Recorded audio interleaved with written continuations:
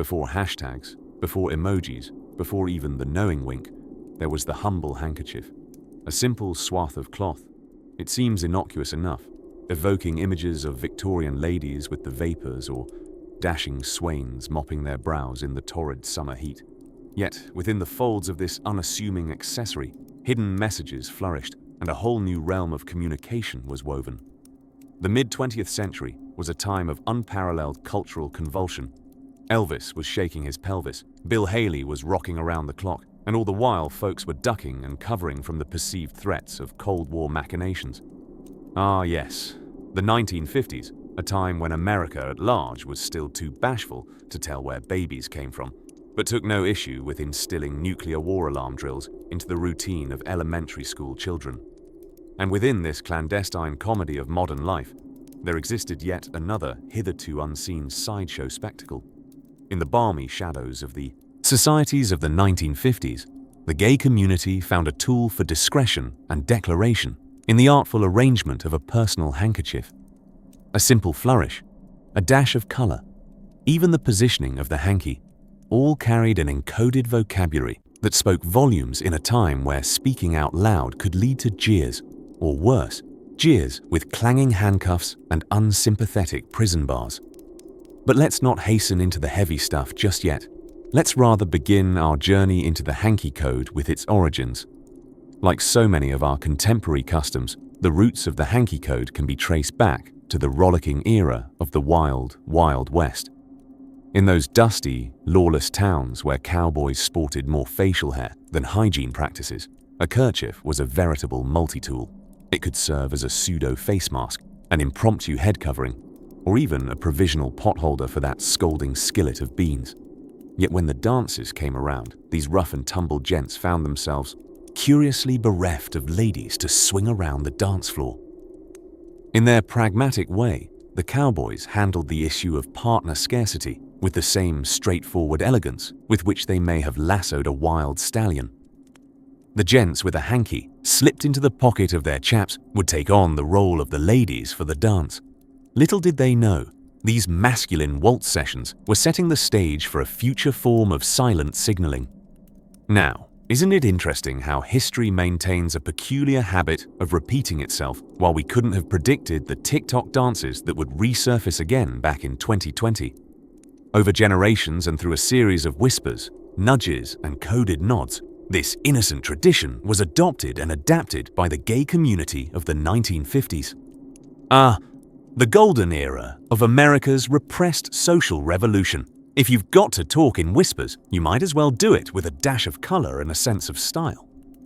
But as we're planning on simmering in this historical pot, we need to take the time to understand the ingredients that led to the gentle simmering of the ceiling-shattering Hanky Code. We'll peel away the layers of the meanings behind the colors and signals. The kaleidoscope of the coded hankies is as vast and diverse as the many individuals that composed the community it served. Stay with me as we pull back the satin, cotton curtain on this remarkable display of subversion and survival in a time of stiffened starch collars and societal restrictions. If these stories help you drift off, please subscribe to the channel. It would mean the world to me. And before you fully fade into dreamland, I would love to know where you're listening from and what time it is there. Okay then, get comfy, allow your lids to droop, and prepare to be drawn into the fascinating world of color-coded communications, one pocket square at a time. After all, we have all been told to keep a stiff upper lip, but who knew just how brave one had to keep a hanky in just the right pocket? Come along with me now as we delve into the secret signals of the 1950s gay community. Who knew a handkerchief could talk so much without uttering a single word?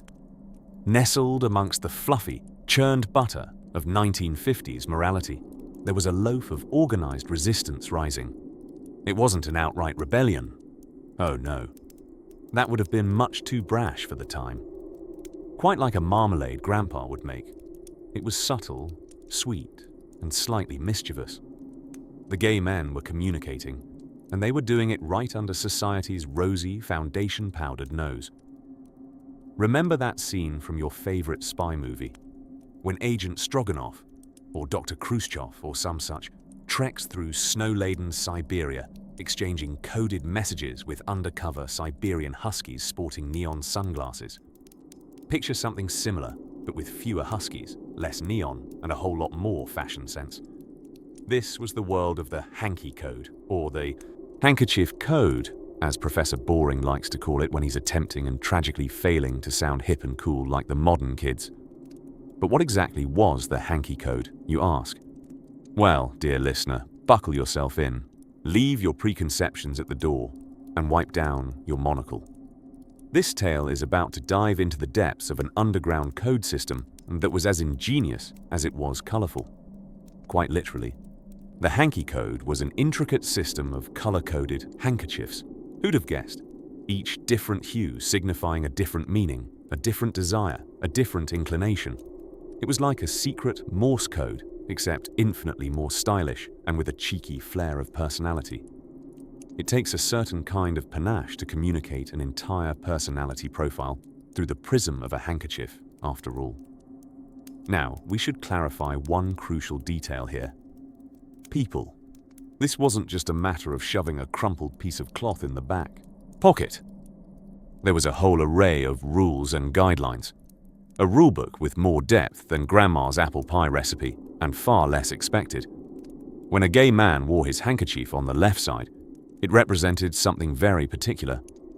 I'd rather not ruin the surprise by saying what it is right away. On the right, something else entirely. A woman or a straight man carrying a lavender handkerchief in his suit's front pocket, displaying support for the kind gents. A black hanky slung from a belt loop, peeking out of back pocket. That was, it's getting hot in here, a story not fit for this bedtime narration. Now that's not to say that the Hanky Code was just about hidden desires and cryptic rendezvous.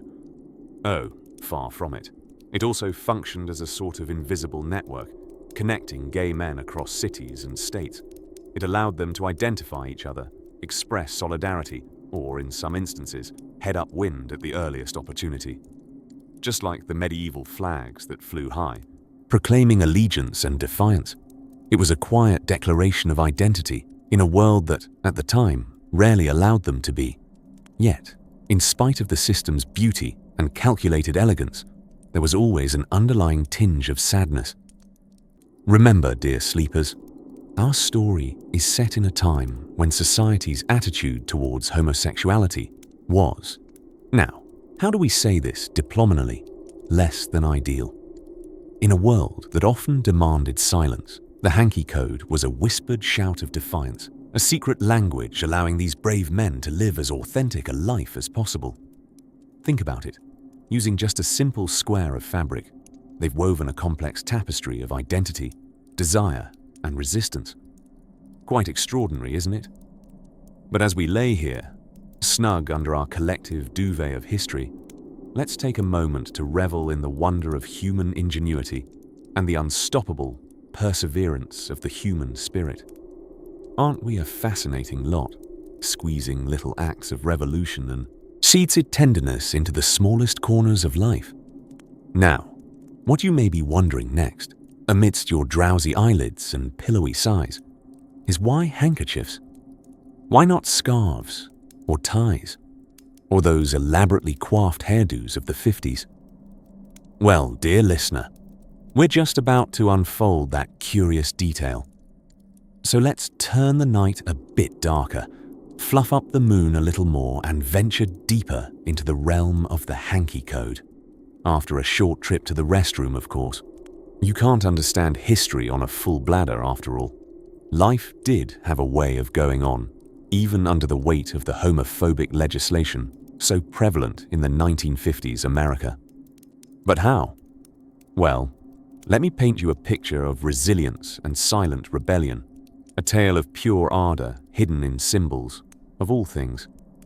Yes, it appears that gay men started communicating through a series of unmistakable, yet almost invisible to those not in the know, signals. This was done by using an ingenious, easy-to-use and, dare we say, hilariously practical system known as the Hanky Code, or the bandana code. The exact origins of the Hanky Code are surrounded by as much mystery as the lost city of Atlantis, or Aunt Mabel's secret apple pie recipe. Speculation abounds.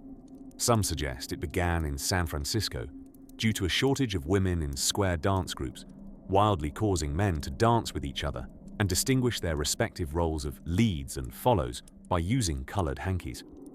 I know, quite the imaginative theory, isn't it? Others bet on a slightly more risque origin story. They propose it started in the infamous bathhouses of New York or in leather biker bars as a covert way to indicate one's bedroom preferences. Regardless of its genesis, and much like sprouting a mustache or mastering dad jokes, the Hanky Code became a rite of passage for gay men in the 50s. But how did it work? It's somehow even simpler than one might think. Picture a colorful patchwork quilt, each square with a different hue representing various interests. Now reduce this quilt to a set of neatly folded, easily portable hankies or bandanas.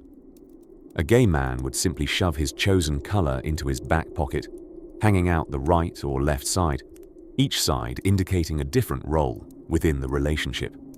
It was a veritable Rosetta Stone of street-savvy desirability, with no actual stone involved. A checkerboard print, for instance, suggested a liking for the checkered flag of a race, an interest in speed, or going fast, if you catch our drift. A gold lamb hanky was a suave hint at an urge for glamour, being a star in the bedroom show, so to speak, and arguably one of the most endearing. A hanky of teddy bear print represented the prospect of a man just looking for a good old-fashioned cuddle. Quite wholesome, isn't it? To the untrained, or the heteronormative eye, these gay men were merely chaps who didn't want to be caught off guard by a sneeze or a spilled drink. Little did they know that behind these innocuous handkerchiefs was a secret language, a resilient dialect of desire speaking volumes in the hush-hush whispers of fabric. And yet there's more. Each color, pattern, and even fabric served as a silent testament of rebellion, a sensual semaphore. They were secret flags of a besieged yet unbroken community, a bolt of colorful defiance stitched powerfully into the buttoned-up fabric of the 1950s society. In the next chapter, we'll bring into focus more threads from this colorful tapestry, diving into stories of some amazing individuals who dared to stand out by fitting in their hankies, and the incredible ways these signals evolved and influenced the course of history, even beyond the realm of hanky-waving gentlemen. But for now, imagine this chapter as a small piece of this patchwork quilt we are weaving together, each story as rich and significant as each colored hanky. So stay cozy under this unfolding blanket of history, as our journey is just getting wonderfully and humorously stitched. Now, my dear, drowsy listeners, let's travel back in time, or perhaps more accurately, dive into the sartorial waters of an era gone by. You're chuckled, delicately, at the prospect of cravats and dusty pocket watches, haven't you? Well, cover those suppressed giggles with a swatch of fabric, my fry end. Make it a handkerchief, for we're exploring the picturesque and yes, slightly peculiar world of the 1950s hanky codes. Imagine, just for a moment, that you're a flamboyantly inclined gentleman in the 1950s. A bit difficult, perhaps, but let's shuffle into those tight suit trousers, adjust our satin pocket squares, and dream. Your leeway to express your true nature, really express, was admittedly limited. Now, there's a bit of an understatement. The world wasn't just quite ready for your spectacularly shifting shades of gay. So, what was a guy to do? Well, my slumber-seeking compatriots, let us look to the humble handkerchief. One such unsuspecting, dainty square of cloth became a de facto telegram, a homing flag, a silent wave of beckoning for kindred spirits. Hello, over there. I'm of a similar predilection. It was a conversation discreetly had with colors and corners that spoke more eloquently than words. So, how exactly did this work, you ask? Let me tell you. There's more calculus and suavity involved in this hanky business than you'd initially think. Observe, dear sleepgoers, as your host momentarily trades his historian hat for a milliner's chapeau. Take a stroll down the sartorial ecosystem, a rainbow-colored boulevard of subtlety that was hanky coding. Hanky colors ranged from the fun and flirtatious to the downright risque. Dark blue indicating a preference for good old-fashioned one-on-one endeavors, while an orange hanky suggested you were open to just about anything, really. A charmingly open-minded hue, don't you think? Fuchsia, in a charmingly theatrical twist, implied a fondness for a particular opera. Missed the memo, did you? Fear not. There weren't pop quizzes involved, thankfully. Oh, the placement of said hanky did matter. Left pocket meant you had a taste for leading the dance, while the right, you were disinclined to refuse a worthy partner. If you were one to crowdsource and reconsider your options, you might as well wear it right at the center, around your neck. What started as a covert language in a subculture flourished into a vibrant, symbolic system. San Francisco even published The Language of the Handkerchief, a comprehensive guide to pocket speaking, which was hardly covert at all, as history loves to laugh at its own paradoxes. In an era where conformity was the gold standard, this little game of colors and corners was a marvel to behold. Slipping a red, green, or lavender handkerchief in your pocket was a simple act that held a world of meaning. Unfurling it, twirling it, flaunting it, it was all part of the dance. It was a nod, a wink, a shared secret in a world that was just a little shy of wholehearted acceptance. While the Hanky Code might leave us chuckling at its specificity and draped in disbelief at its clarity, it's a charming testament to a spirit of resilience, of finding ways in sideways when the front doors were locked. And if you think of it, it's a bit of fun, isn't it? Incorporating a secret code into one's wardrobe does appeal to our childhood sense of mischief. Well, now that we have you dozing with the hankies of history swirling in your dreams, tucked in the folds of 1950s fun and fascination, let's leave our dear gentlemen to dreamily flutter their colorful handkerchiefs in peace. As we snuggle further under our blankets of history, we'll start to pull out louder voices from the previous hum of secret codes. Let's turn the page and venture towards the era of decibels and declarations, when the quiet signals grew louder, our rainbow-shaded lanterns getting replaced by brightly burning beacons. While we drift, let's remember and respect each subtle code and colorful kerchief, for they were, after all, declarations of identity, sewed with threads of courage and dyed in hues of hope. Now, my sleepy symposium, shall we make ready to march towards the next dawn of our LGBT history?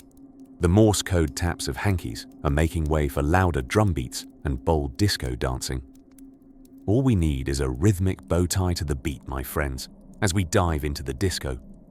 Ah, dear listener, we've now reached one of my favorite portions of our tale, a sartorial love story where the passions for fashion and clandestine messages cross paths.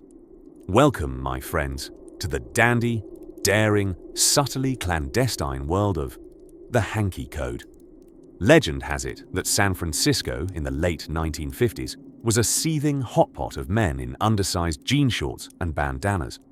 Picture it, from the high society gentleman with perfectly creased trousers and a hint of rolled silk peeking from the pocket, to the cheeky common fellas with a splash of color drooping from their hardy denim back pocket. Suddenly, an innocent piece of cloth had a story to tell. Just to ensure we're all on the same handkerchief-laden page, the Hanky Code, also known as the Bandana Code, was a covert system of signaling among gay men born out of the need to keep their orientation safely under wraps. Picture peacocks strutting majestically, but instead of extravagant tail feathers, it's an assortment of colored handkerchiefs to communicate their intentions. Consider it a color-coded, Lonely Hearts Club with scarlet whispers and aqua blue nudges of intention.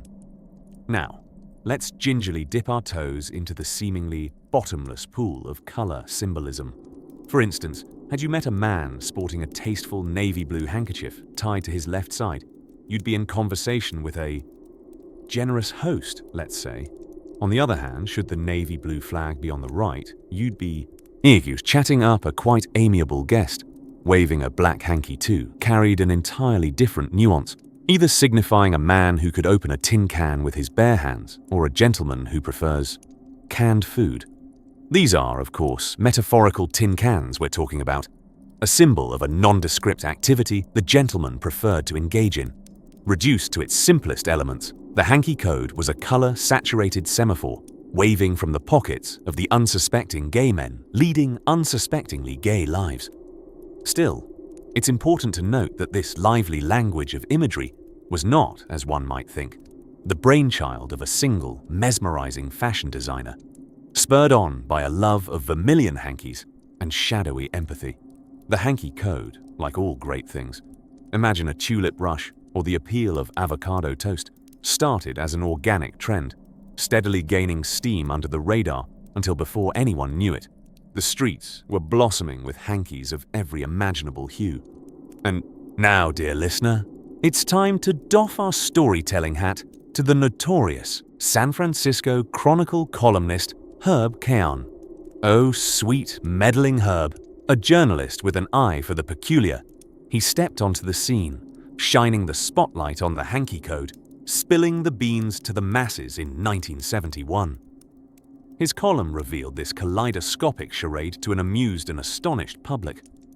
His ink brought national attention to the multicolored pocket shows of the gay community, undoubtedly leading a few flabbergasted men to swiftly rid their pockets of their seemingly innocent checkered handkerchiefs. Oh, the irony of it all. Safe secrets and bold statements woven into the same piece of cloth. Though being a mid-century code of conduct, the Hanky Code still whispers its colorful secrets to this day. But make no mistake, the trials that forged this flamboyant flair were far from light-hearted. They were born of a need for oblique communication, a frank but coded dialogue among men, unwilling to wear their heart on their sleeve, choosing instead to wear their inclinations on a lovingly selected piece of cloth.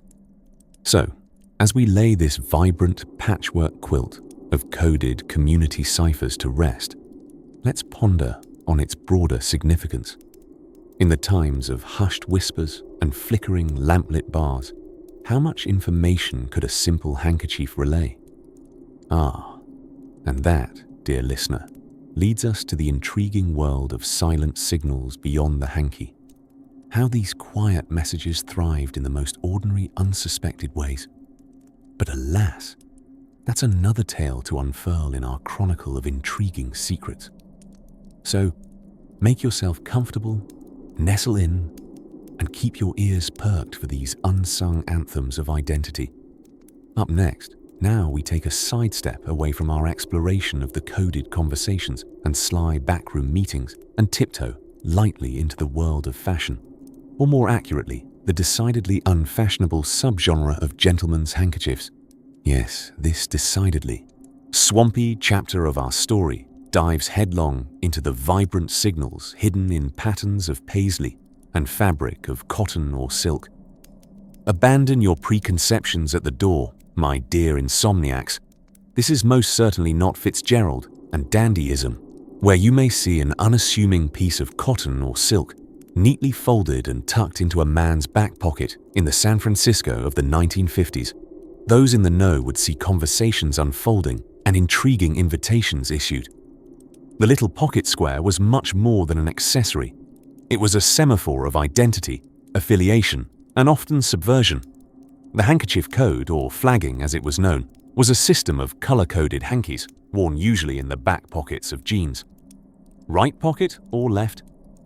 Well, that signaled your preference for assuming a more dominant or submissive role. Soft-spoken indeed, these signals were quieter than a butterfly's heart, but far more consequential. But wait, hear you cry. Are we saying that somebody could have accidentally orchestrated an unlikely love story, forged friendships, or even scandalized himself entirely by sheer chance, simply by spilling gravy on their dinner suit, then hastily dunking their hanky into a glass of red wine at a jazz club? A delightful thought. Fear not, my dear listeners. The code was discreet enough to ensure the accidental signal was a rare bird indeed. In fact, the handkerchief code was born out of necessity, yes, but also out of a deeply rooted sense of fun and irreverence. It was a way of turning an inconspicuous object into a boisterous statement. The community transformed the quiet, prim and proper handkerchief into the life of the party, giving it a hidden voice that spoke volumes. Can't you just see them at their conventions? A bevy of brilliantly clad men sauntering into the San Francisco streets, the low evening sun casting long shadows of jazzy hues across the pavement. They casually slip their hands into their jacket pockets, pulling out hankies with the nonchalance and skill of a magician performing card tricks. Instead of words, a veritable rainbow of colors would be the dialogue for the evening. Notice how the yellow handkerchiefs wink with mischief. They signal a love for water sports, but with an impish chuckle, let me assure, you not of the rowing or swimming variety. Look at Fletcher over there. He was always a bit of a joker. His scarlet hanky would scream fetishist, while his lavender would coo dreamily of a drag queen. Even his black and white hankies would converse zealously, one promising S&M delights, while the other spoke solemnly of safe sex practices. But dear Fletcher always wore them in the wrong pockets, leading his partners on a wild goose chase, the sly fox. Indeed, the Hanky Code was a rich tapestry of community, camaraderie, creativity, and most crucially, chutzpah. It presented anonymity, acknowledgement, and intense allure, all disguised beneath a seemingly insignificant piece of fabric. We part the curtains of our delightful chapter with a soft chuckle at the quiet audacity of these gentlemen. Their ability to draw the complex stories from the mute threads, weaving elaborate narratives of desire and identity whilst appearing mundanely nonchalant, is truly intriguing. But tarry not long in dreams of technicolor hankies and coded conversations, dear listeners, because Chapter 7 beckons, gently bearing us towards the landmarks of coded rendezvous.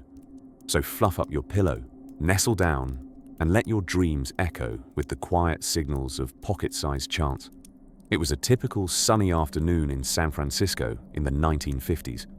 A gentle, salty breeze drifted through the open windows of a quiet coffee shop. Sunlight slanted through the glass, revealing drifting dust particles, busily playing out microcosmic dramas for an audience of none. In the corner of this driftwood-accented establishment, there concentrated two men sitting opposite each other. A deep concentration confirmed a subtle yet vital decoding session, one that required the precision of a high-stakes poker game, all transported into the humble workings of their Hanky Code. In this innocent setting, the most unassuming of things, a handkerchief, became an intricate device for communication. You see, the Hanky Code was this cryptic language developed by gay men at the time who feared the dire consequences of their orientation becoming public knowledge. The art of displaying the hankies became a living semaphore, a lyrical ballet of color, placements, folds, and corners. To any unsuspecting observer, this scene may have appeared as little more than a slightly eccentric choice of fashion, but in reality, it was an exhibition of silent valor in the face of crushing societal scrutiny. Narrating this, one might feel a juxtapositional tickle, an absurdity and gravitude seated on the same bench, musing over the past. It was as if they had replaced carrier pigeons with flamboyant parrots and assigned them the task of secret correspondence. Well, it does make you wonder if the pigeons weren't just a tad bit jealous. Meanwhile, the two gentlemen in the cafe were locked in their codebreaker setup. Would you like to take a guess as to what kind of coded message they might be conveying? Knowing our human nature, you might be tempted to think something deeply portentous. Perhaps intimate secrets or clandestine meeting plans. Sorry to be a bit of a damp squib, but these men might have just been discussing what flavor of milkshake they prefer.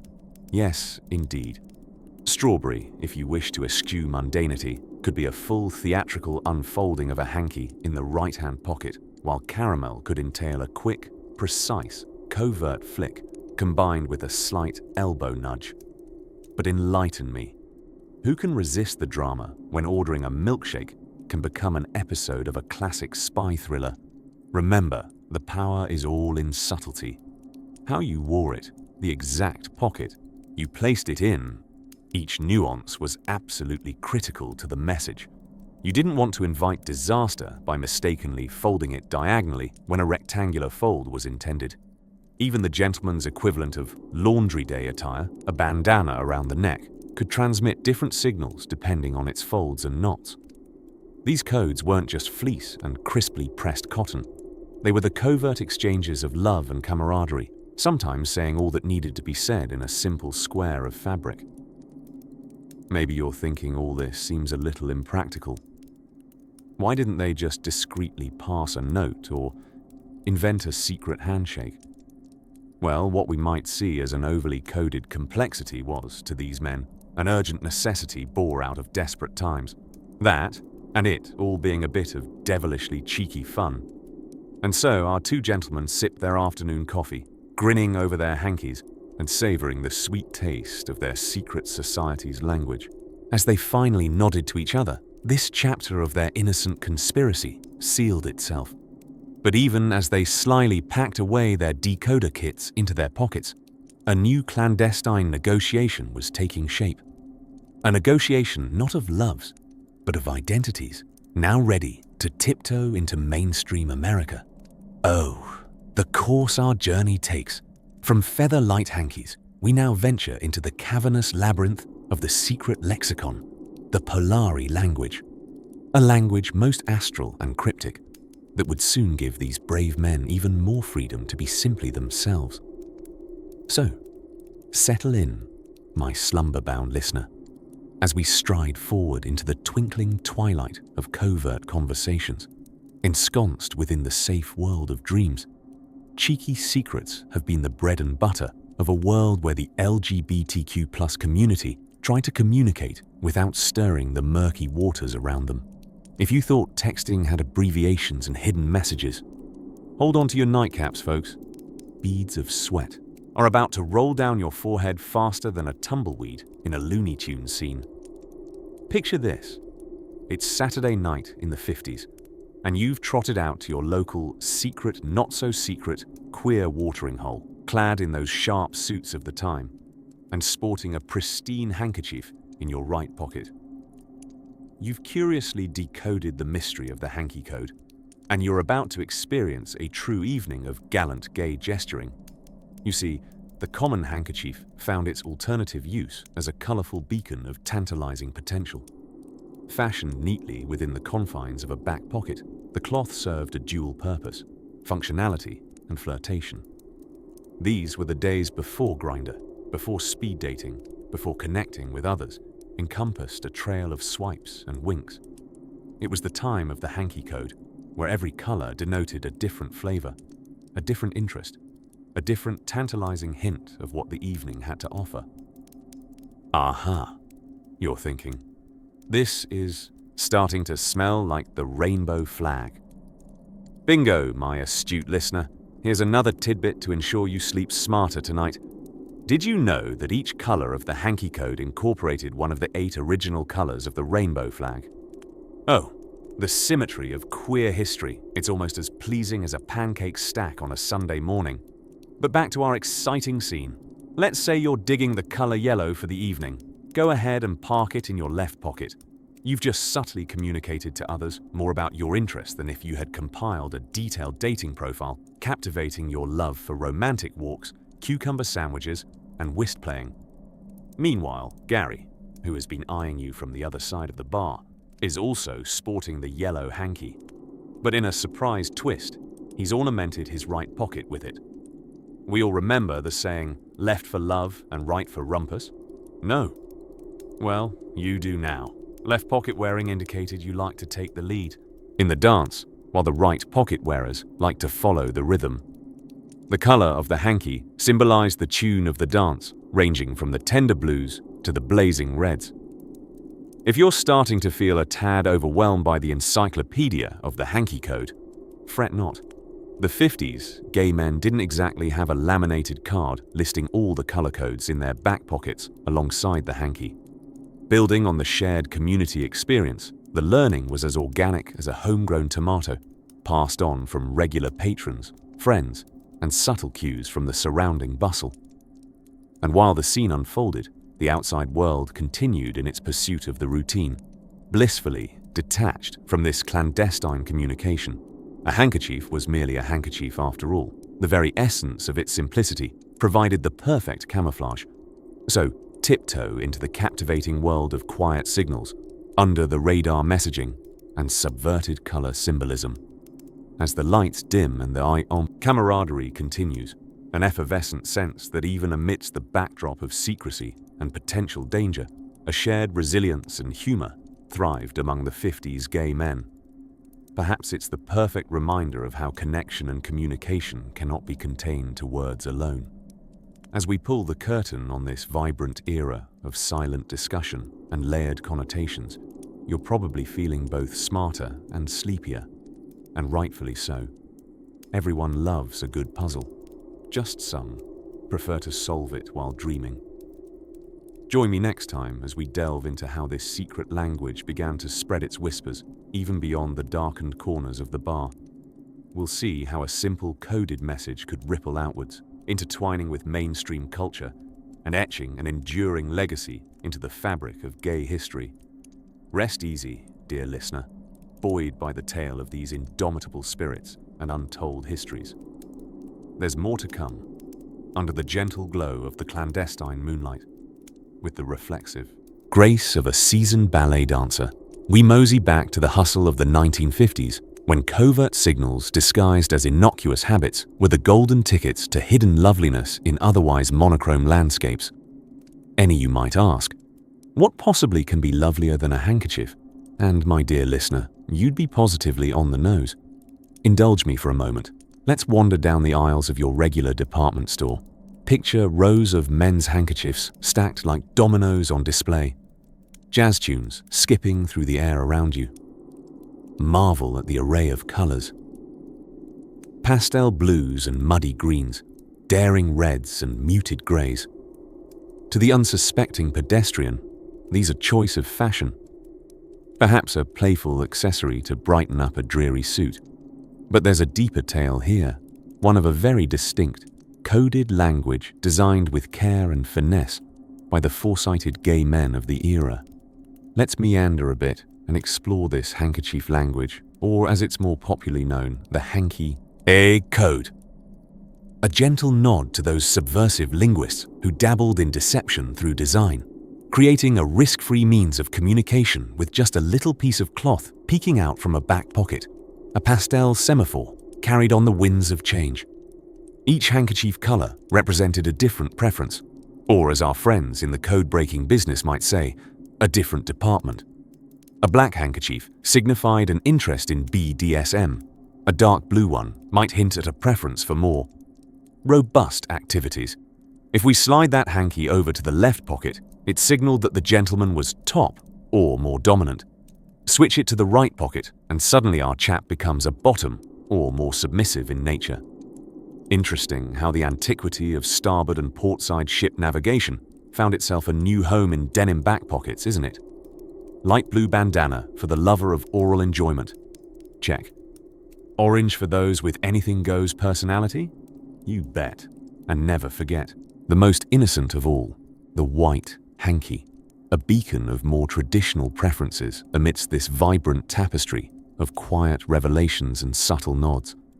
Now, do imagine a world without smartphones or social media. Quite tranquil, isn't it? The Hanky Code was, in many ways, an agreement over a shared understanding, an invisible network. Far from simply slipping into the realms of discreetly encoded implication, it was a subtle display of open defiance, a quiet announcement of, I'm here and I'm queer. There was, of course, a mixture of flair and danger involved in wearing these codes on one's sleeve, or rather, pocket. But sometimes one's need to connect outweighs the inherent risk involved. The power of human connections. Still, the intricacies of the Hanky Code required an eye for detail and an understanding that only knowing parties truly appreciated, like stumbling upon the closely guarded secrets of the magic circle. One could almost imagine these cunning gentlemen teaching one another the jargon amid whispered laughter and sly glasses of vermouth, hastily scribbling the colors and their meanings onto cocktail napkins, sharing a secret in the process. Yet, Amidst all the winks and knowing glances, it was indeed hard to miss one fact. The courage of these men to express their identity in a time that was less accepting was something monumentally brave. Our fabric-coded heroes, breaking barriers and maintaining the stiff upper lip, quite literally one back pocket at a time. As we journey further into the complexity of hankies, next we muse on what happens when the handkerchiefs venture into more adventurous territories. Imagine fuchsia hankies and, dare I say, sequins making a sparkling appearance. But for that cheeky tale, let's journey to the 1970s. A different decade, different challenges, and certainly different hanky codes. In the 1950s, clandestine codes and secret languages were not only the turf of international spies, but also of gay men. Social rights in the 1950s were as tightly pinned up as the women's skirts of the era. Homosexuality was not only heavily stigmatized, but also illegal in many parts of the world, including the United States. So how did gay men, deprived of Grindr, Tinder, and even the optimistic pen pal section in the back of a smoky jazz magazine, find one another? Grab your handkerchiefs, ladies and gentlemen, for a gentle waltz around the history of the Hanky Code. What's the Hanky Code, you might ask? Well, let's set it up with a bit of historical color. Can you imagine walking down Castro Street in San Francisco in the 1950s, seeing men with hankies poking out of their back pockets? Perhaps you'd think they just had a bit of a hay fever situation, or were perhaps overly prepared for potential spills. Ah, how very adorably naive. See, those vibrant handkerchiefs fluttering free-spirited from their pockets were not just fashion statements or spontaneous accessories for impromptu bursts of tears. They were a secret, silent language. These hankies allowed gay men to identify their interests, preferences, and even their preferred roles in the bedroom just with a simple glance. It was a daring chess game of expression and connection, played on the sidewalks instead of felt-covered boards. Different colors represented different interests. A red handkerchief, for instance, wasn't necessarily a patriotic nod to the Star-Spangled Banner. Rather, it meant the wearer was into a little thing called fisting. And let's not confuse a lavender hanky for dainty poise. Lavender signified an interest in drag queens. Now, let's take a closer look. A hanky on the left pocket meant the wearer was a top or dominant in a relationship, whereas a hanky on the right signified a bottom or submissive role. They were the secret map for navigating an uncharted and rarely openly discussed sexual landscape. Being gay in the 1950s was definitely not for the colorblind or the left-right directionally challenged. Imagine the possible snafu. One moment you're a masculine, top-notch leather daddy. Next moment, you've accidentally become the recipient of an overexcited birdwatcher's attention due to a mix-up between moss and hunter green. Despite the potential miscommunication, the Hanky Code was a creative response to oppression and an innovative solution to an otherwise precarious situation. While society demanded conformity, the gay community responded with a subversive, multicolor semaphore, turning everyday pocket squares into the alphabet of their unseen world. It's also worth noting that this secret sartorial language didn't lose its relevance as the years passed. Quite the contrary. The Hanky Code saw a surge in popularity during the 1970s in the midst of the gay liberation movement and continued to exist and evolve even in the internet age. But as we turn the pages of this hanky-coded history book, it's always tinged with a bit of a melancholy. While it's fun to envision a line of men dancing the cha-cha down Castro Street with rainbow handkerchiefs swaying from their jeans, we must remember that this code was born out of a necessity to hide, to fit a multifaceted identity into a color-coded square of fabric. It stands as a poignant reminder of a time when love and lust were not matters of the heart, but potential crimes, expertly cloaked in the folds of a handkerchief. In our next chapter, we're going to continue to unravel the threads of this Hanky Code. The 1950s may have started the silent conversation, but the following decades brought sophistication and a few unexpected twists to this peculiar language of love. But before we step into the bell-bottom era of the 1970s, let's take a little pause, a moment of quiet reflection, as the colored handkerchiefs of history rustle gently in the breeze of dreams. Rest assured, more secret histories of love and rebellion await you in the delightful dance of boring history for sleep. Good night, dear listeners, until we unfurl another story. From afar, the mysteries of the 1950s gay scene is akin to deciphering enigma codes in hush-hush basements, but instead of Nazi commands bouncing back and forth, we've got gentlemen relaying secret messages through delicate, pastel-colored handkerchiefs. Let's delve deeper, shall we, into the intricacies of this lacy cryptography known as the Hanky Code. The Hanky Code was essentially a coding system used by the gay community during the post-war years in America. It was more like a cat and mouse game played against prejudice and societal demands. Some code-breaking enthusiasts might compare it to Morse code, or, if we're feeling whimsy, Mrs. Toad's secret scone recipe, where cranberries mean add flour and chocolate chips signal stir, then bake.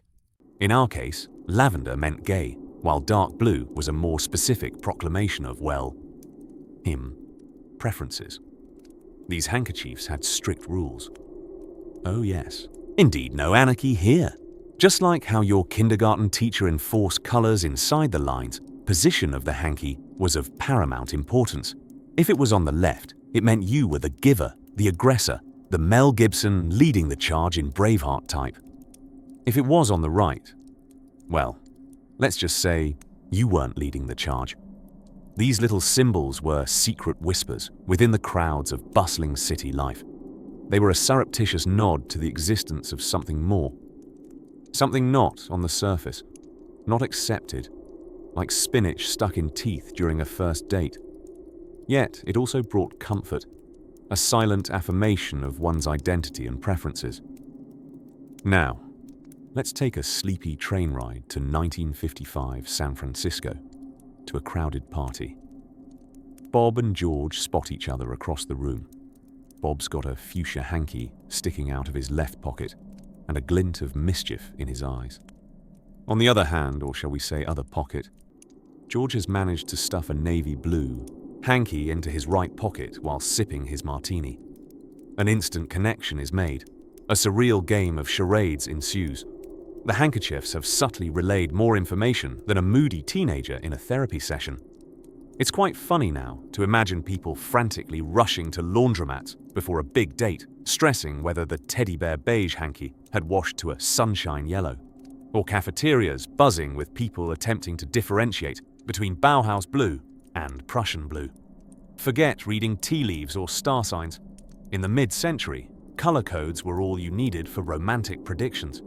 However, let's glide back from the absurdities and examine this urge to layer one's truth in silent consonants of color and fabric. It isn't just reflective of the somewhat fun and cozy camaraderie of the 50s gay community, but also of their struggle.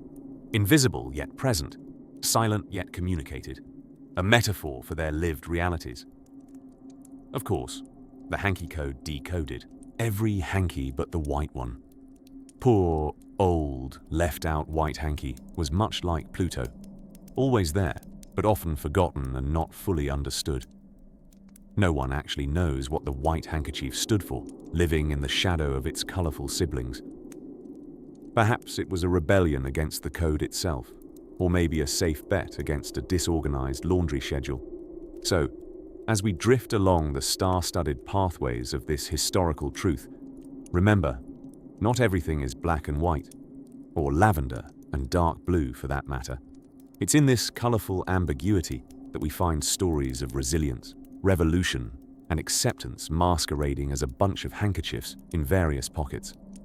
As we've learned, the 1950s were more than just Elvis and polka dot skirts.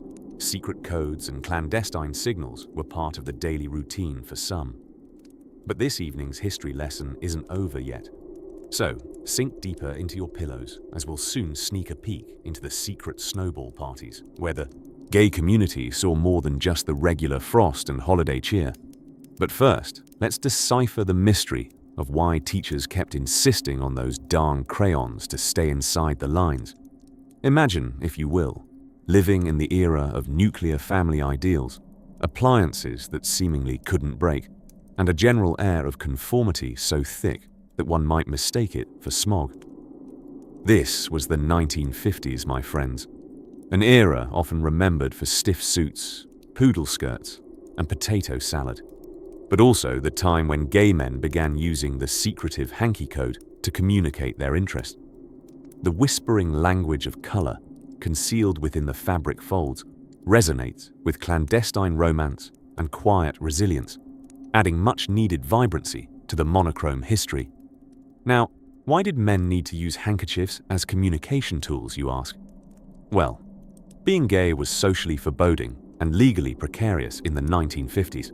Public display of homosexuality quite literally had one risk: losing his job, home, or, worse. In this somber context, our unseen heroes of history found a clever way of expressing themselves.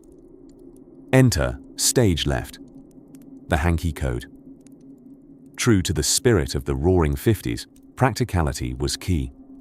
Most men carried handkerchiefs anyway, using them for mundane tasks like wiping foreheads, perhaps from the anxiety of tight societal norms, or polishing glasses, perhaps to view the world through a clearer, more accepting lens.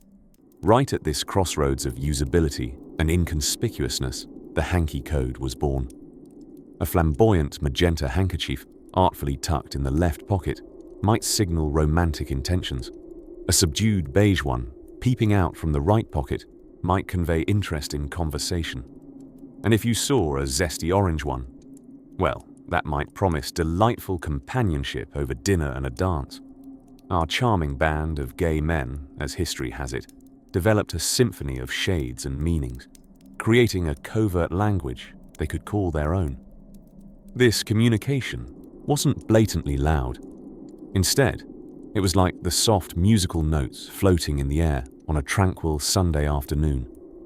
It had a delicate subtlety to it, a coy wink across the room, a shared smile full of unspoken understanding. As we sip from this cup of history, it's a peculiar mix of heartache, sweetened liberally with admiration for their clever subterfuge. It's essential to remember that during the time, expected gender roles were more ball and chain than suit and tie. However, poignantly, the Hanky Code weaved itself effortlessly around this iron thread of societal norms.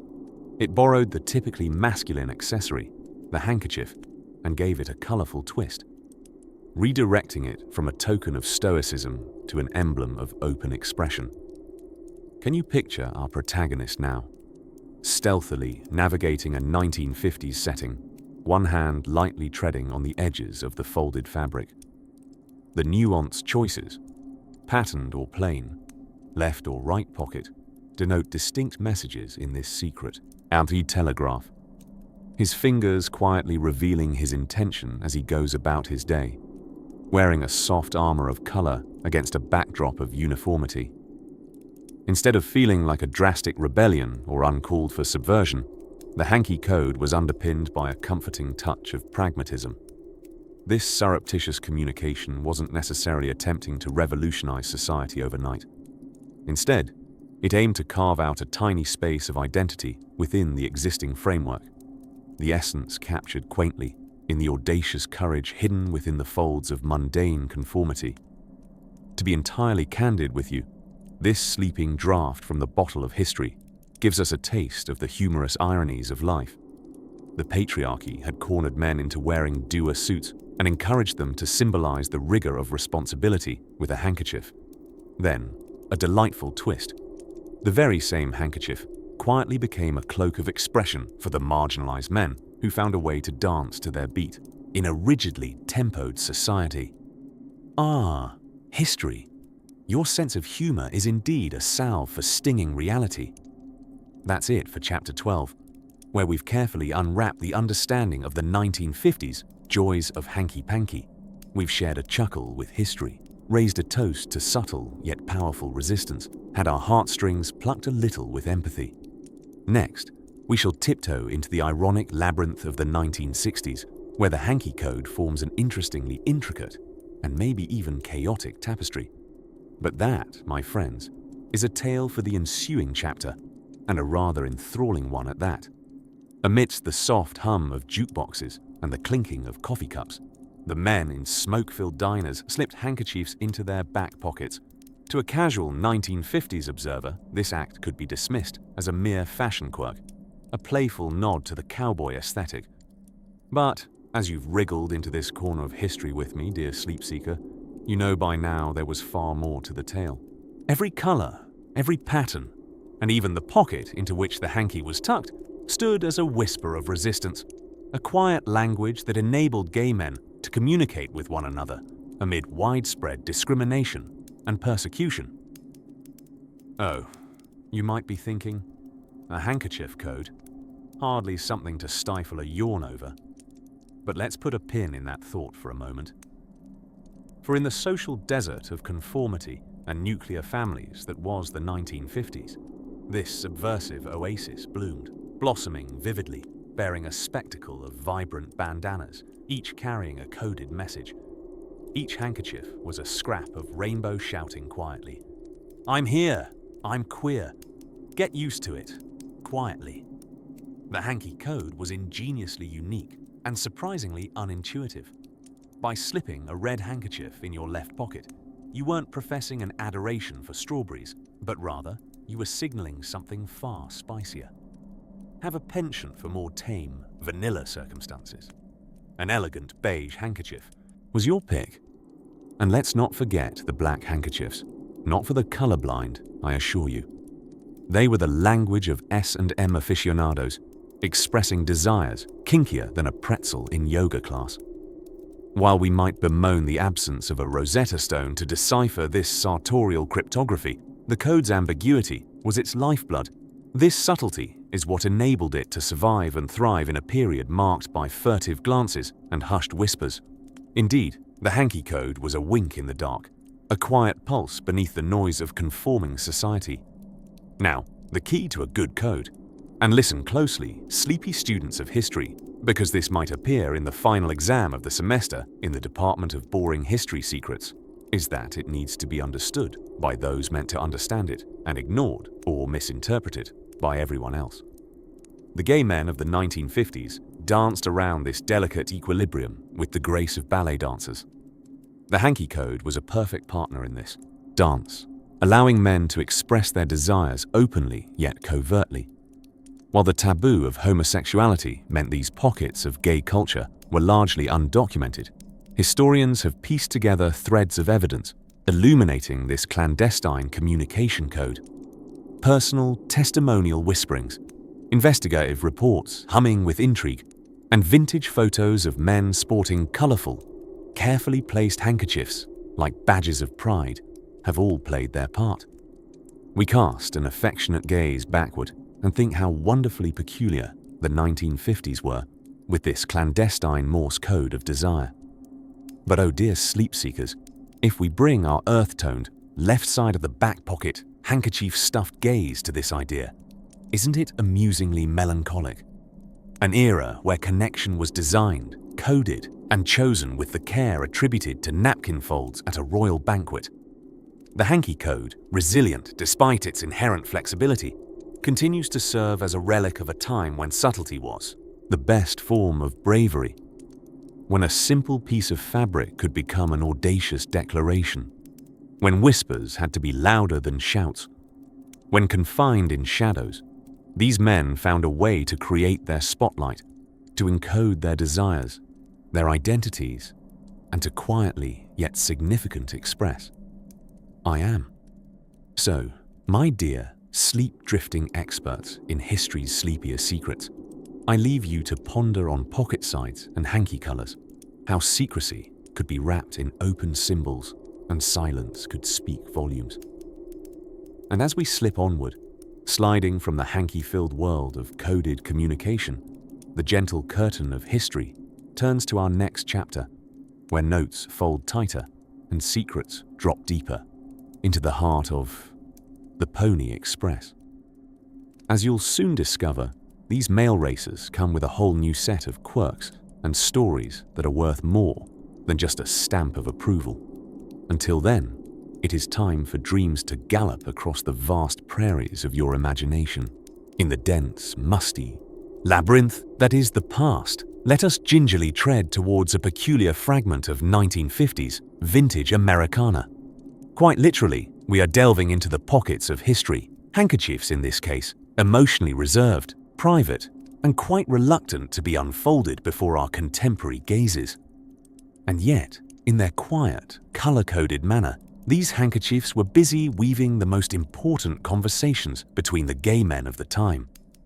Imagine, if you will, a restricted, conformist 1950s America. Rock and roll was a troublesome infant. The Cold War was simmering away on a steady boil.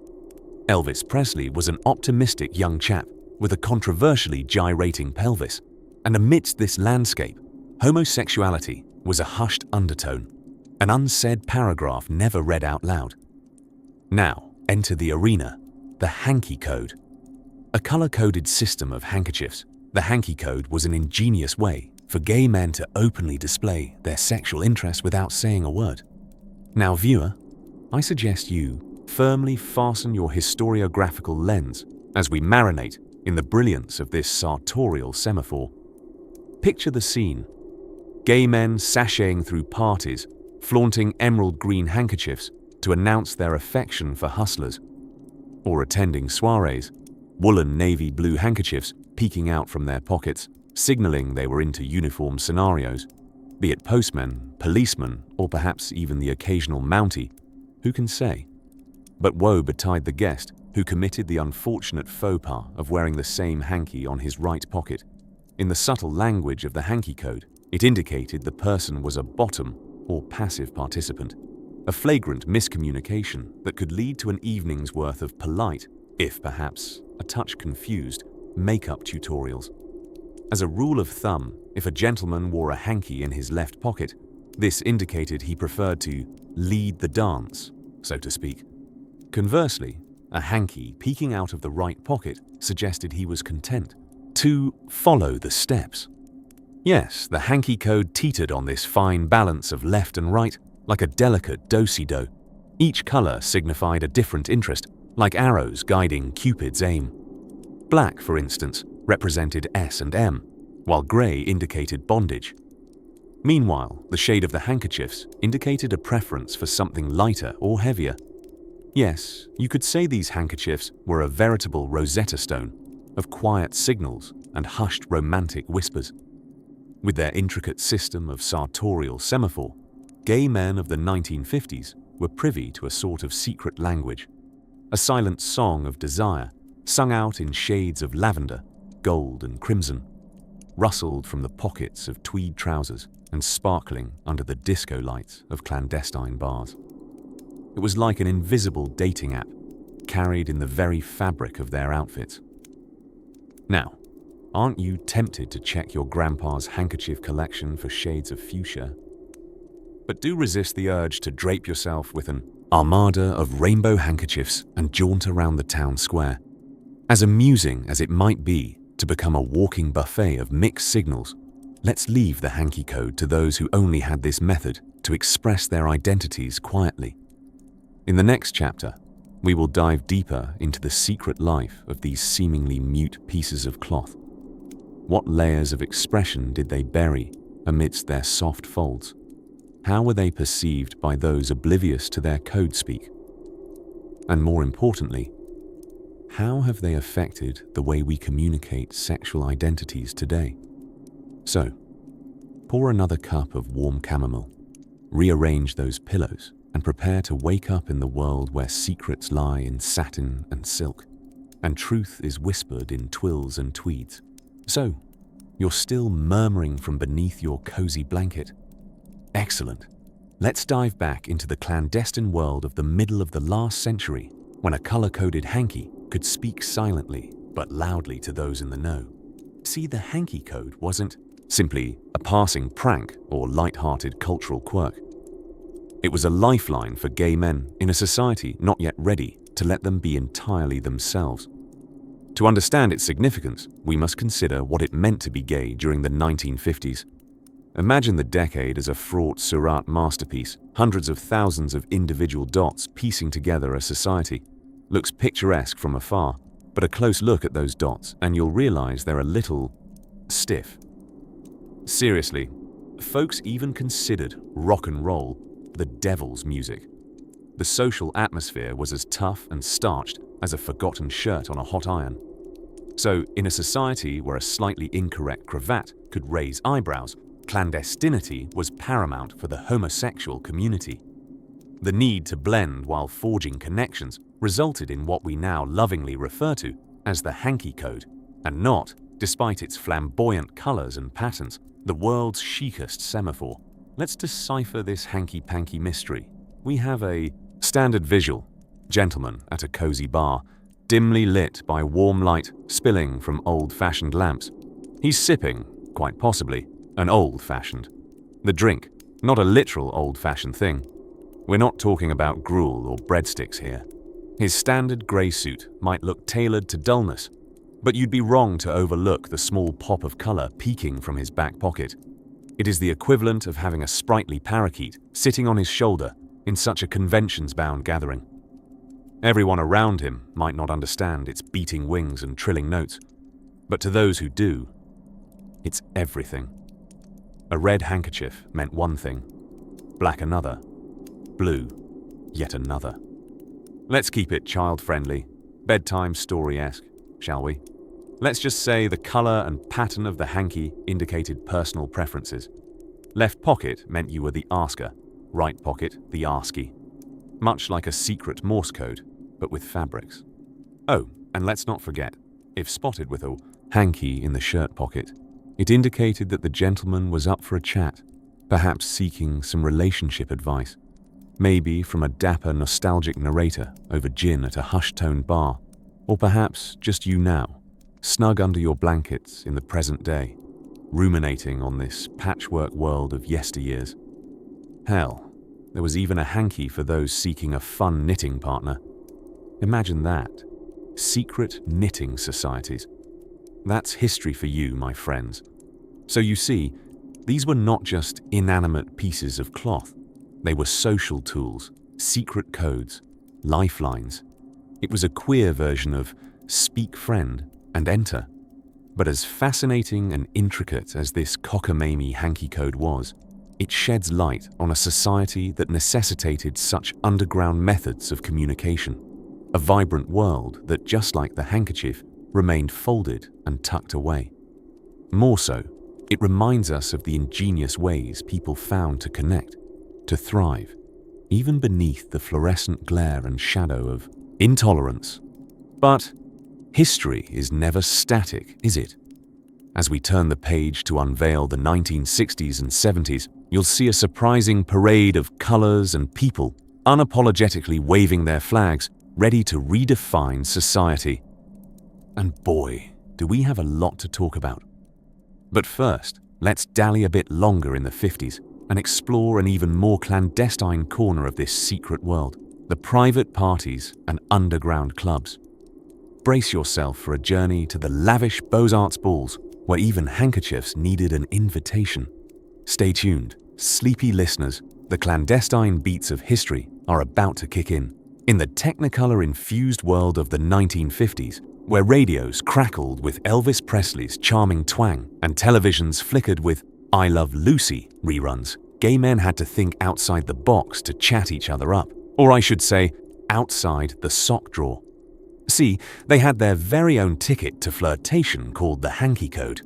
This well-devised code, as you might glean from its name, involved handy dandies, bandanas, and the occasional pocket square.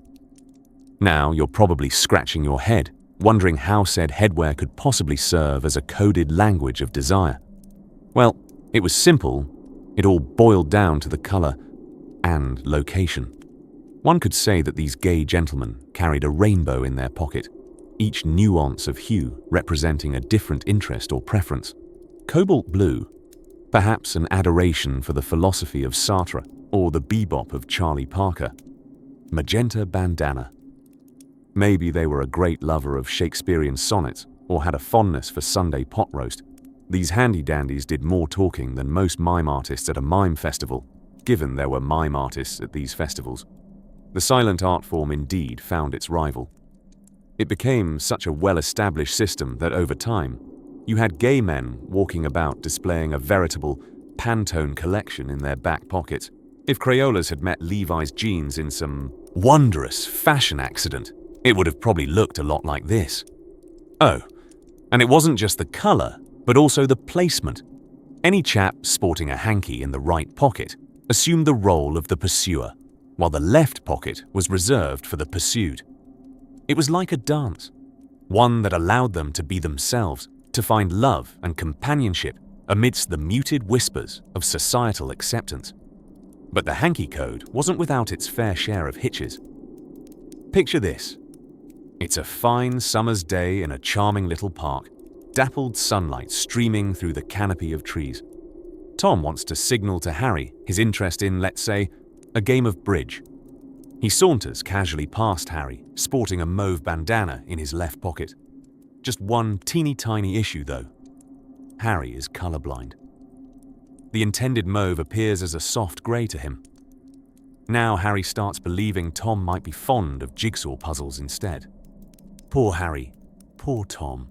And let's not mention that game of bridge that never was. Occasionally, the code became so complicated and nuanced that even seasoned users bungled things up. And then there were times when the non-initiated straight men accidentally wandered onto the coded dance floor, their innocent blue bandanas causing unforeseen flamboyances. Yet these were small issues in the grand scheme of things. In the hushed tones of the 1950s, stifled by ever-tightening societal norms, the Hanky Code allowed men the freedom to express themselves quietly. It was a language of silence that spoke volumes, a testament to resilience, creativity, and love that refused to be bound by the limits of a less than welcoming world. The Hanky Code, dear friends, was testament to the art of quiet revolution, an emblem representing resistance and undying spirits.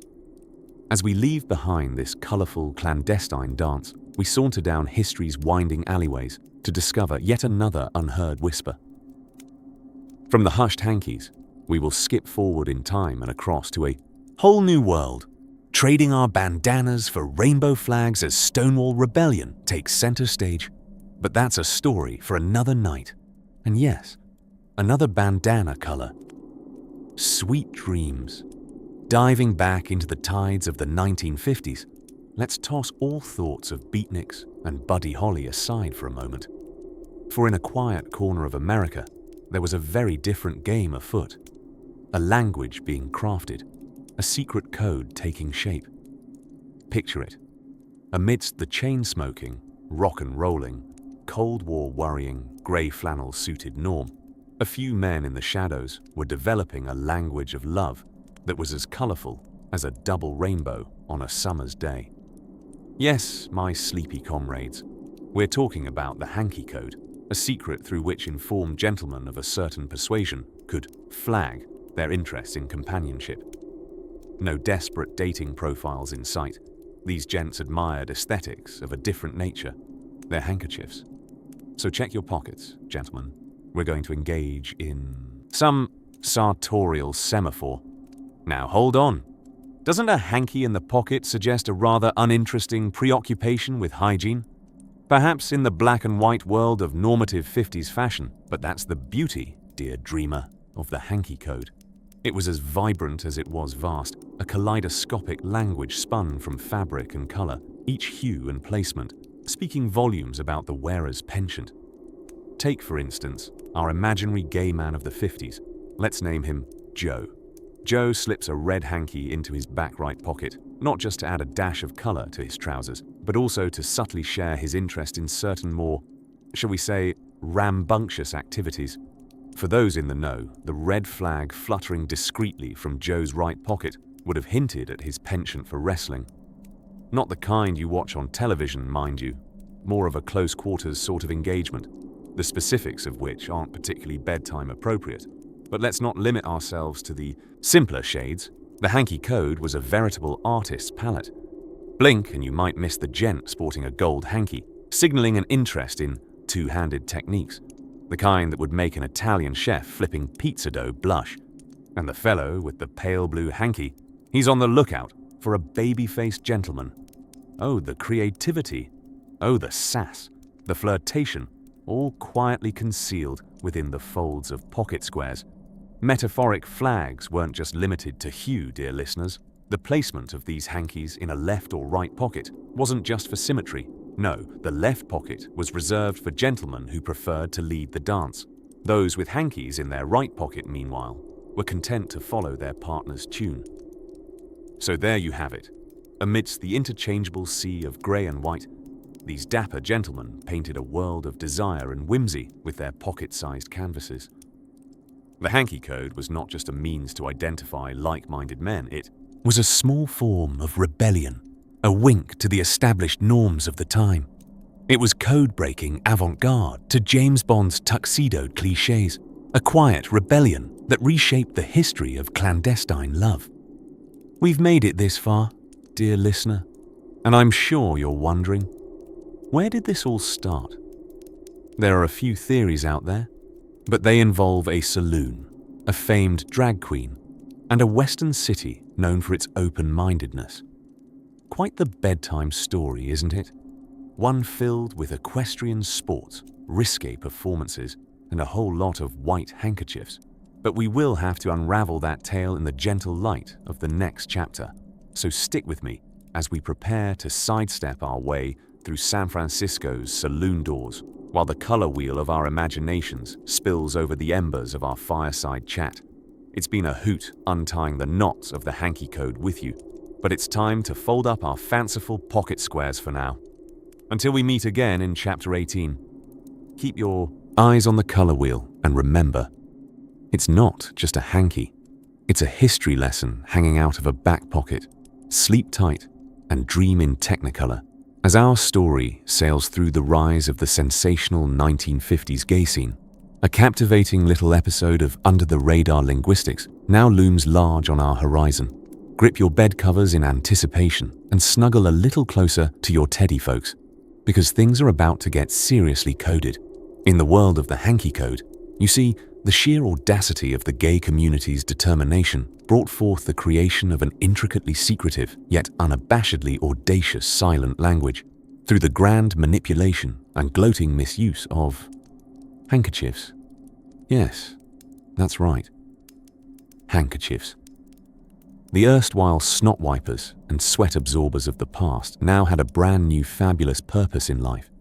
The gays of the 50s, being the well-prepared Boy Scouts that they were, never left home without a hanky. An innocently draped piece of cloth, a color-coded ticket to the wildest parties and the most magnificent rendezvous. Truly, a fabulous reinvention if ever there was one. But hold on to your hanky, dearest bedfellows. You see, the color, the placement, even the type of fold each held a specific meaning. From the desire for certain activities to personal preferences, these humble pieces of fabric were walking manifestos for many men, discreetly proclaiming their private desires to those who knew how to look. On one particularly comedic note, hanky symbols didn't shy away from the outrageous. A flash of gold lamb on the right side would suggest that your night might end in a golden shower. Meanwhile, a somber navy blue on the left whispered of someone looking for their Moby Dick. If you know what I mean. Wink, wink. Though no inky Rosetta Stone was ever found to conclusively decode the Hanky Code, it was like a secret language shared among the elite members of a private club. The more proficient you were in this vibrant cacophony of colorful cotton, the more navigable and connective your adventure in the world of sexual secrecy would be. The humble handkerchief offered a veil of subtlety with hue-tinged hints of emerald green innuendo and lavender-laced secrets. Of course, one might wonder, why such elaborate secrecy? After all, wouldn't it be much easier to simply say what one meant or wanted? Yes, my dear weary listeners, in a world perfect as a polished apple, perhaps. But the society of the 50s was no such Eden. The hanky was a necessity born from the intersection of personal freedom and societal repression. It was a quiet, colorful rebellion, scream whispering its needs and demands, wrapped in the softest of silks. Our gay brothers may have been quiet, but boy, were they flamboyant, turning a sign of repression into a signal of rebellion. With every flash of color and every strategic placement, they proclaimed, "Here we are. We are here." It was a dress rehearsal for a revolution, a call to arms with an arsenal of fashion.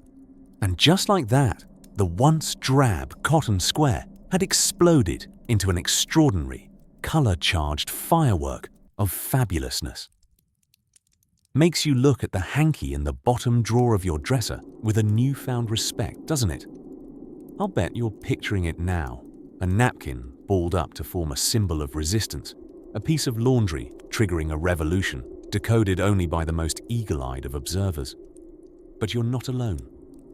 Such a mindset was shared by those quiet rioters of the 1950s, and as history tells us, society was about to be flung headfirst into a whirlwind of change by a cocktail of color, a mad twister of white, black, red, green, blue, and a veritable cornucopia of patterned rainbow hues. As the decade rolled on and the once emerald bliss of the 1950s started fading into the vibrant violet haze of the 60s, this silent language of colors began seeping into the bright light of the day, preparing the world for an even louder proclamation of presence. So as we leave behind the hanky-clad 50s, prepare to close your heavy eyelids on their twinkling technicolor tale, signaling our quiet descent into the rocking folds of the tumultuous 60s, poised precariously on the edge of a monumental dawn. For as we turn the faded pages of our history to the next explosive chapter, the whispers become a shout, the hints turn into declarations, and the hankies, well, let's just say, they get livelier. There was a good deal of tragedy in the oppressed and hidden world of the 1950s. Yes, indeed. But as sunlight charmed its way through the cracks, a sense of camaraderie thrived, one shored up with secret codes, clandestine signs, and a generous smattering of humor. These brave men, living in an intolerant age, chose cheeky mischief over despair in the face of adversity. One such daring manifestation was the use of hanky or handkerchief signals. So, with a leg crossed over the other and an amused twinkle in the eyes, let's saunter down the less traveled, colorful lanes of the 1950s. A little tidbit for those who thought their granny's lace handkerchief was just a tool against sniffles. The art of handkerchief flirting has a rich history. Originating from the elaborate Victorian language of fans, hanky flirting became a sensational undercurrent in the male gay communities of the mid-20th century. Imagine gallant gentlemen stealthily navigating the choppy seas of societal norms, adorned with facial armor of thoroughbred mustaches and cladding tailored suits, working their magic via hanky signals to sneakily catch their secret beaux-eye. These mischievous gays of the 50s, ever so cunning, borrowed from the standard courtship customs of their straight counterparts. They twisted and twirled the innocuous handkerchief from a simple piece of cloth to a cloak and dagger communication tool. This allowed them to not only express their interest but also to denote specific preferences in their roles within gay relationships, which were a hush-hush topic back then. Yet, this wasn't simply limited to the use of any old hanky. Color and positioning held key meanings. Nestled in the rear left pocket, let's say, a dark blue handkerchief signaled a preference for playing a top role, while the same hanging from the right pocket indicated a preference for the bottom role. A black hanky, on the other hand, supposedly signified something a tad kinkier, such as an interest in BDSM, just your regular run-of-the-mill Mills and Boons with a cherry of cultural defiance on top. The Hanky Code's brilliant conceit wasn't limited only to preferences and roles. Individual colors stood for specific interests, which could be as precise as an affinity for a certain kind of music or food. This Hanky Code was their secret lexicon, a rebellion disguised in plain sight, one that certainly had all the qualifications for the Espionage Hall of Fame. Good grief, how they must have chuckled, their hearts brimming with sweet subversion and their faces shielded by straight-laced expressions, while they pretended to innocently dust off their coats with these telltale hankies. This underlining playfulness, fundamentally, underscored their resilience. Instead of allowing societal suppression to cloak their lives with fear and alienation, these gentlemen chose vibrancy and humor. They chose agency. They chose, in their own pastel-hued, delicately embroidered way, to stand up and color outside the rigid lines drawn by society.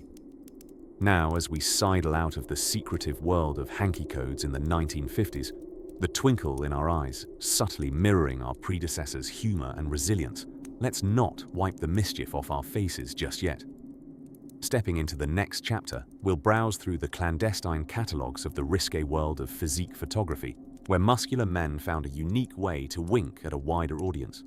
Let's prepare to explore how the beefcake phenomenon of the 50s bowled everyone, not just the gay community, hook, line, and sinker, and is, in fact, still batting on unexpected pitches even today.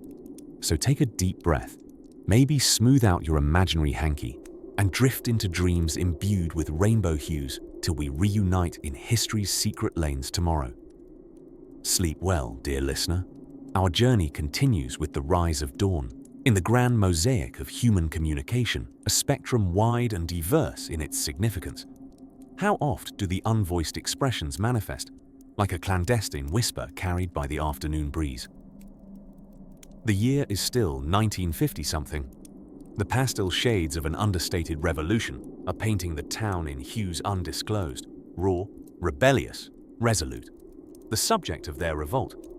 Well, let's cue the lights and pull back the stage curtains on this once clandestine pageantry, the Hanky Code, akin to the secret language of fans in Victorian times, where each flutter, fan's position, or color spoke volumes about a lady's intentions or emotions. Gay men of the 1950s had delineated a communicative strategy using something as ordinary yet extraordinary as handkerchiefs. Remember, gentle listener, this was a time where open discourse about one's sexual orientation was not just frowned upon, but could lead to dire consequences. Desperate times call for color-coded measures, right? The semantics of the Hanky Code were deceptively simple. If a gentleman wore a hanky in his left back pocket, it implied that he wished to take the more domineering role, be the leading man in this vintage dance of discretion. Slipping the hanky into the right back pocket, he preferred to follow the lead. Now smirking at the cliched symbolism of left and right, well, history has seen worse. The colors of the hanky further refined this silent lexicon. Black signified an interest in the leather scene, with its Harley-riding machismo. A red hanky denoted a passion for fisting, or rather a penchant for puppetry, the safer version for bedtime storytelling. The quirky but sincere Hanky Code was not just confined to the gay community or the realms of America. Blue hankies, for instance, began making appearances in the back pockets of coal miners across the pond in 1960s Britain, who turned out to be secret Bowie fans. A subtle wink at the world that they, too, were from Mars. Though not perfect, the Hanky Code was a beautiful testament to the human capacity to adapt and communicate. It stemmed from a society's ardent cry for freedom and recognition, origamied into the folds of a bright piece of fabric. It was a tool for connection, a secret handshake, an understated brush of a hand. It was a symbol of a tribe, a flag without a country, a private and discreet discourse amidst the sound and fury of a world not yet ready to listen. Unfortunately, with society's ever-dynamic state, the Hanky Code started falling into obscurity as more open forms of communication regarding one's sexual orientation became available. It now lives on mostly in memory, in quiet bars, and in the back pockets of history, offering a hint of nostalgia and a vibrant patch in our collective quilt of humanity. As we shut the drawers of the 1950s, dusting off the final crumbs of an era still echoing in hushed whispers, take a moment. Put your hand into your own back pocket. Do you feel the coarse threads of a forgotten hanky, or the warm palm of history, silently reaching out, making us part of a secret, unified dance? Tonight's tale shall continue on towards chapter 21, wherein we shall uncover another unexpected piece of historical hilarity. One that involves a Broadway sensation, an overzealous FBI, and a flock of white doves. Don't adjust your dream bubble. Yes, we really said doves. What could these seemingly unrelated elements have in common? Well, dreamer, that's for history and humor to bring together in its splendid tapestry. But for now, let the hankies whirl in our mental wind like multicolored waltzing ghosts under the moonlight of our shared past. As sleep beckons, remember, we remain connected, thread to thread, story to story, hanky code or not. Rest well, dear listener, as we prepare to unravel another yarn of an unusual past. In a time and place where a whisper could seal reputations or mark entire existences for unwelcome scrutiny, the gentlemen of the mid-20th century, collective, we've come to know as the gay community, decided to sculpt a quiet masterpiece, an artistic marvel both subtle and profound. They called it the Hanky Code. Ah, now there's a whimsical bit of history for you. The Hanky Code. It sounds more like an ill-fated attempt from the 1950s to revamp Morse code with handkerchiefs, doesn't it? But for our rebel gentlemen, it was designed as a communication tool, most comparable perhaps to the Twitter hashtag of its time. It was a secret language, scribbled not in ink but in folds and knots, and colors of worn handkerchiefs stuck in back pockets of Levi's. You see, in the 50s, even the merest hint of homosexuality was considerably eyebrow-raising, to say the least. It wasn't just hushed gazes and tuts that our gentlemen risked, but quite possible imprisonment in many parts of the world. This necessitated a surreptitious means of communication, a language which they could speak lightheartedly without drawing unwanted attention. Enter the Hanky Code. Revolutionary in its time, the Hanky Code was an elegantly simple system. Color represented the gentleman's preference, while the pocket it was stuffed into signified his, shall we say, role preference. It sounds like the kind of code that a group of ragtag kids would invent during a summer of adventure and discovery, which is honestly a lot more fun than the dull old regular stuff we grown-ups get up to. Oh, to be young and inventing codes with your hankies. Left pocket meant one thing, right meant another, and so the game of trousers and hankies began. The whole thing added an eccentric air to the practice of pocket square stuffing. It was like wearing your heart on your sleeve, except it was more back pocket and less heart. Replace heart with sexual preference symbols. And there you have it. One can only assume that laundry day was nervous business. After all, those ornately knotted communication devices, doubling as nasal assistants, were as good as billet doux to the observant and aware. One can just imagine the clammy hands, the fevered glances, and the wayward pulse as the Monday load of wash was hung to dry. Rather scandalous, isn't it? But that, dear listener, was a minor bump in an otherwise smooth and subtle roadway of sartorial sign language. Ah, fashion truly is a language of its own. The fact that members of the 1950s gay community took a commodity so mundane, so commonplace as a pocket handkerchief, and transformed it into a quiet yet fierce testament of their identities is quite remarkable. Remember, every revolution begins with a whisper. In the quiet shadows of the mid-20th century, these whispers evolved into an open secret, an ostentatious defiance of society's blinkered norms. These defiant men surreptitiously scribbled poetic symbols of love and defiance that crossed all barriers of silence and stigma. And dear listener, it wasn't all about serious sign language and hanky-panky. Ah, the pun. Did you get it? Hanky-panky? No. Okay, moving right along then. Throughout their journey of coded whispers, these gentlemen maintained a healthy sense of humor. How else would one explain the light-hearted, frivolous colors like chartreuse indicating an interest in hustlers, or lavender signifying a fondness for drag queens? So, let's tip our hats to these artists of the secret code, these men who dared to whisper in colors and gestures in a stone, silent world. It's a gentle reminder that no language, no matter how quiet, is small or inconsequential. And while our exploration into the Hanky Code will continue, let's turn our attention to the next chapter, where we gently waltz further back in time, when another code, this time musical, was being spun around the hushed corners of history as we unravel the mysterious symbology of the infamous gay anthems. Your slumber beckons gently. May you drift in pleasant dreams, tinted in all the colors of the Hanky Code. Imagine, if you will, a pet store in the heart of 1950s New York City. Picture the colorful array of fish in the window, the stacks of dog food punctuating each aisle, and the fragrance of fresh pine shavings filling the air. The only thing unusual about this particular pet store is the clientele. Stroll in any day of the week, and you'd see a steady stream of men significantly bereft of pets. This, dear listener, was the world of Hanky Code, an ingenious communication method that allowed gay men in the conservative 1950s to signal their sexual preferences and aspirations to one another. Like a clandestine brotherhood, they spoke in a language of colors and patterns concealed in the innocent folds of their pocket handkerchiefs. Now, why a pet store, you ask? Well, legend has it that this unassuming pet shop was chosen as the main point of distribution for a particular brand of hankies. These weren't your grandmother's hankies, dear listener. Oh no.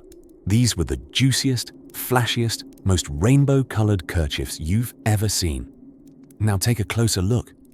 See that man with the red handkerchief billowing flamboyantly from his rear left pocket?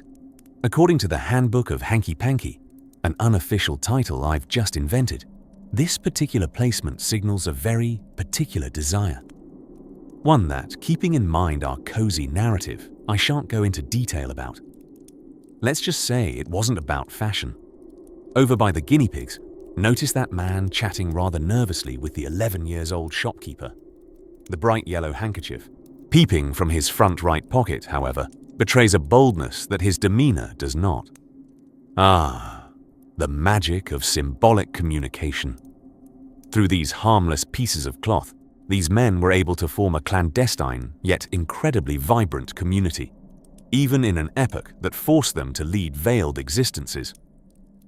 The Hanky Code was as much about companionship and camaraderie as it was about love and lust. Now, naturally, the Hanky Code wasn't foolproof. If you were colorblind, for instance, things could get rather, shall we say, awkward. Mistaking lavender for blue could lead to some unexpected romantic gestures, as lavender signified a certain desire for drag, while blue, well, let's just say, it involved a bit more physical dexterity. The Hanky Code was not just about lust and desire, though. It was about survival. Survival in a society that did not acknowledge their existence, much less their rights. These stealthy messages tucked into trouser pockets weren't just about what they were seeking, but also about what they were offering. Support, understanding, companionship, and perhaps a shared fascination with hot pink. As we bid farewell to the pet store and its secret society of hanky-flashing gentlemen, it's essential to remember that this was a time when the risk of public exposure and the ensuing repercussions were violently real. Yet, beneath the shadow of fear, a vibrant technicolor network of silent communication thrived, neatly folded into corners of pockets, whispering the tales of unsaid emotions and unspeakable desires. Looking back on it, this is more than just a quirky tidbit for our sleepy narration. It tells a tale of resilience, of the human ability to find joy and connection, even in adverse circumstances. The Hanky Code was a testament to that spirit, a cheeky middle finger to a society that sought to suppress them, hidden under the alluring guise of multicolored handkerchiefs. So, nestle into your pillow a little deeper, secure in the knowledge that the language of love and acceptance has always found unique, kooky, and yes, quite stylish ways to express itself, even in the repressive 50s. As for the technicolor world of our handkerchief-waving friends, let's saunter over to the next chapter, where a green handkerchief signifying, well, we'll get to that. Let's just say, it won't be about gardening. Our journey through the labyrinth of clandestine love continues as we pivot our gaze towards the ornate ornithology scene of the 1950s. Now, you might be asking, What does bird-watching have to do with the secret signaling of mid-century gay men? Well, as it turns out, not much. But then again, if history has taught us anything, it's to expect the unexpected. So bear with me, won't you, as we dive into this comical coalescence of culture and nature. In the heart of many bustling 1950s cities, there was a park, a simple and serene oasis amid the concrete jungle that the drab surrounds of 1950s life, often painted. Now imagine strolling through the park, the air crisp, the world around you alive with nature's sweet soundtrack. Your eyes are drawn to a charming man quietly watching the avian soiree unfolding high in the treetops through a pair of binoculars. What would you guess this man was signaling with his bird-watching paraphernalia? Perhaps an admirable interest in our feathery friends. But as the script of subtlety unfolds, a different story is subtly being whispered across the park. It was an unorthodox ticket to an underground spectacle, a secret society of hidden identities woven into the fabric of public life. With society's aversion to homosexuality at the time, these men could not be open about their sexuality, much like the colorful birds that kept their brightest feathers hidden until the right moment. The binoculars, therefore, became emblematic of this solidarity, a silent but powerful symbol representing the struggle of keeping their own vibrant feathers tucked away, but ready to unfurl when the societal winds changed their tune. One such tale is told of a suave gentleman named Terence, who was known for his bright scarves and even brighter personality. Terence was known to stroll the same park, adorned in fetching berets and scarlet scarves, happily chatting to anyone who crossed his path. Often seen with binoculars hanging from his neck, Terence would share bird-watching tips and titbits, regale folks with chucklesome tales of blue tits and red robins. You see, cheeky Terence had orchestrated this avian masquerade as a safe command center where men like him could strut around, their binoculars signifying their alliance with the underground world of hidden love. It combined the subtlety of previous implications by the Hanky Code, but added a layer of innocent whimsy. Even when confronted, they could always argue. Their guilty pleasure was simply for ornamented orioles and striking starlings. The gentle irony of this historic situation is as palpable as its necessity was tragic. The very society shackling these men's openness provided the inspiration for their coded rebellion. The term bird-watching itself not only referred to the literal observation of our feathered friends, but held a double entendre. It was British slang for girl-watching. The men's adaptation of the term, therefore, thumbed its nose at societal norms, adding an additional layer of wry humor and defiance to their silent protest. As we recline on the comfy couch of history, blinking sleepily but in awe at the ingenuity and persistence of these silent revolutionaries, we find a sense of camaraderie blanketing us. While society of the time might have shied away from the iridescent truth of diversity and love, our bird-watchers remained steadfast, molding an oppressive environment into a place where they could silently sing their truth. As the fluffy clouds of sleep begin to gather at the edge of your thoughts, remember to take with you this tale of quiet defiance and the uplifting testament it offers to the resilience of the human spirit. But don't drift off just yet, for our journey through the Hanky Code and its various implications isn't over. As the moon begins to claim the sky, we'll wander further into the petering twilight of the 1950s, tiptoeing into Tinseltown to share a yawn with a certain sleepy songbird. Until then, rest your head on the plush pillow of the past and prepare to dream about a world feathered in secrets and cloaked in silent signals. And so, amid the resounding buzz of jiving jukeboxes and the clinking toast of clandestine champagne glasses, we find ourselves again in the heart and heat of the 1950s. The world spun on its axis, oblivious to the secret code that communicated desires, identities, and connections within a community increasingly adept at speaking in whispers. Yes, my dear sleepweavers, we are unraveling the threads behind the Hanky Code of the gay men of that time. While to most people, The placement of a handkerchief in the back pocket might suggest a practical mind, or perhaps a dreadful sneeze just waiting to strike. To those in the know, it revealed a whole secretively flirtatious world. Various colors and placement on the body given specific rainbow nuances. The Hanky Code was not merely a whisper of orientation, it was a shouted symphony, a declaration of self in soft cotton form. It's as if a person was able to say, in a room loud with societal expectations, "Here I am, this is who I am, and this is what I desire." No, it wasn't your nana's embroidery project. Let's paint a picture. A lone gentleman, standing sentry near the record player, nursing his cocktail with a reserved charm, his cobalt blue hanky tucked just so, coquettishly peeking from the right back pocket. The color, a signal of his interest in meaningful conversation perhaps. The right pocket, a subtle indication of his preferred role in such engagement. Yes, destiny, twirled on a disc, dressed in chubby checkers twist lyrics. And what about the man seated at the end of the bar, with an olive green handkerchief unfurled conspicuously from his left back pocket? Well, readers with a keen ear for the whispers of history might guess at the narrative. The green speaks of a yen for someone to father his puppy, while the left placement suggests he'd like to feed the hound. Ah, the messages that cotton can carry, dear listeners. And don't boggle your minds imagining a color-coding catastrophe. No, in the 1950s, despite living on the fringes, these men were methodical. They would not allow a Tuesday tummy tsunami to be communicated as a Saturday salsa spin. Indeed, the stakes were high in this game of unwitting charades, my historical connoisseurs.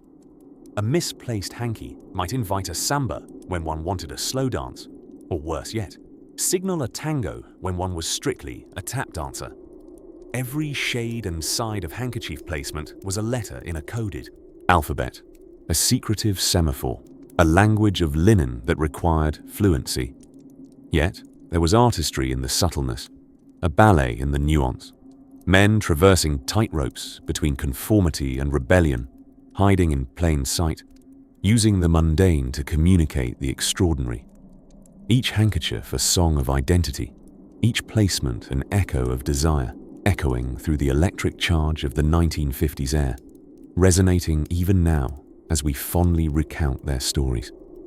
Indeed, as we close this chapter of our journey together, the Hanky Code twirling a tender adieu, we find ourselves feeling a kinship with those brave souls, sending silent signals through the chattering crowd. Their stories still bend around the corners of time, whispering lessons into our ears. Their quiet courage persists, celebrated with every flicker of knowledge shared about this fascinating glimpse into the past. So, as the lights dim and the record player slows for the night, let's toast to their hidden history, the colors of the Hanky Code, and the audacity of love. And remember, my sleep-weaving friends, as you surrender to the embrace of slumber, that history, even when it seems like a lullaby or a bedtime story, is as vibrant as a redbird's wings, as vivid as a handkerchief peeking from your pocket, teaching us to speak louder in whispers. And as we journey through our dreams, perhaps we'll decode signals in the colors of the night sky. Perhaps the stars are handkerchiefs hung by cosmic dancers of the past, each telling a story in celestial Hanky Code, echoing their wisdom. Here we are. This is who we are. And this is what we desire. As the soft lull of sleep takes you over, know that every secret has its time to be whispered, every story its day to be told. And so, in the quiet theater of your dreams, watch the dance of history, feel the rhythm of time, and join the dancers in their waltz as we bid farewell to our hanky tale. Good night, my curious historians. May your dreams be as captivating as the historical mysteries we unearth. And remember, everyone has a hanky tale to tell.